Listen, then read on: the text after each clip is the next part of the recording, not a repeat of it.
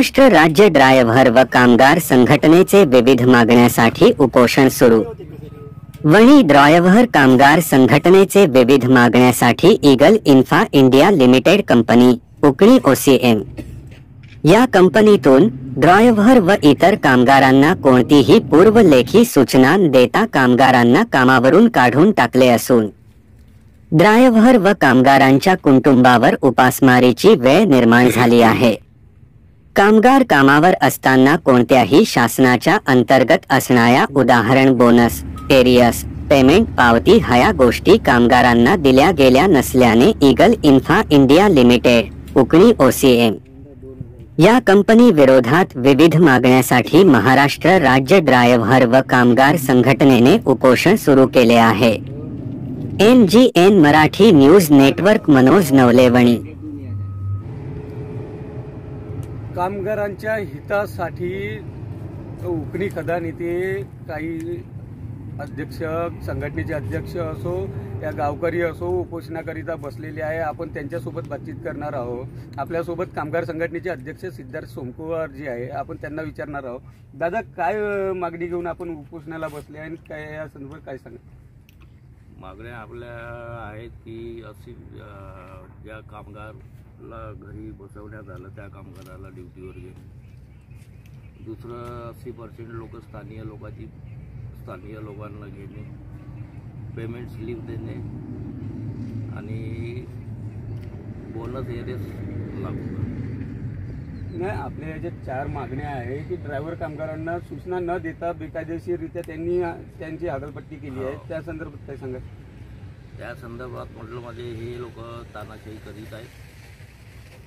पुण्यात कानून कायद्याच्या अनुसार हे कानून कायद्याचं उल्लंघन करून एका शब्दामध्ये दिसतं तोडतो की इथून बस, तू घराकडे जा आणि घरी जा। 2023चा अजूनही बोनस आपल्याला मिळालं नाही, कामगारांना मिळालं नाही, ते सुद्धा आपली मागणी यामध्ये नमूद आहे। त्या संदर्भात 2023चा बोनस यांनी दिला नाही, त्या संदर्भामध्ये आपली बोलणं एवढंच आहे की 2023चं इलिगल बोनस चालू आहे, ते बोनस कंपनीनं द्यावं। अजून जसं की कामगारांना पेमेंट घेताना त्यांना स्लिप मिळते, मात्र ते स्लिप देत नाही असा देखील आरोप आपण करत आहे। त्या संदर्भात पूर्ण मधल्यामध्ये आज कंपनीला 1.5-2 वर्ष झाले, 2 वर्षापासून हे पेमेंट स्लिप देत नाही आहे। बाकीचा हे वर्कर लोकांचा पैसा प्रत्येक याच्यातून खात आहे कंपनी आणि WCL। अजून एक शासनाचा असा नियम आहे की कामगारांना फक्त 8 तासच ड्युटी करण्याचं शासनाने नमूद केलेलं आहे, मात्र WCL याकडे दुर्लक्ष करत कामगारांची अवहेलना करत आहे आणि 12 तास त्यांना काम करायला लावत आहे।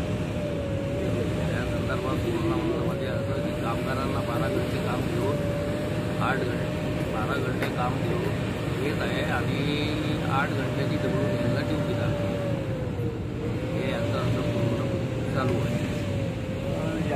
जर या सर्व आपल्या मागण्यांवर तोडगा निघाला नाही तर समोरची भूमिका कशा पद्धतीची असणार आहे आपली या संदर्भात?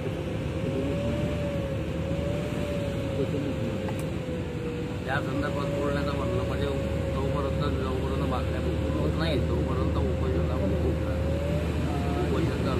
कामगार आयुक्ताकडून आपल्याला पत्र आलं आहे, त्यामध्ये काही म्हटलेलं आहे?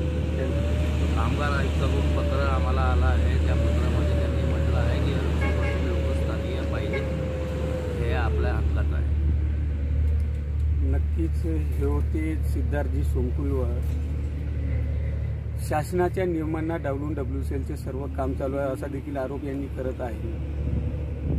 शासनाच्या नियमानुसार 8 तासाची कामगारांना ड्युटी करावी लागते, मात्र WCL याकडे कुठेतरी दुर्लक्ष करून अवहेलना करत आहे आणि 12 तास कामगारांना ड्युटी करण्यासाठी मजबूर करत असल्याचा आरोप सिद्धार्थ सोमकुमार यांनी केलेला आहे। Manoj Navale, MGN news, Wani.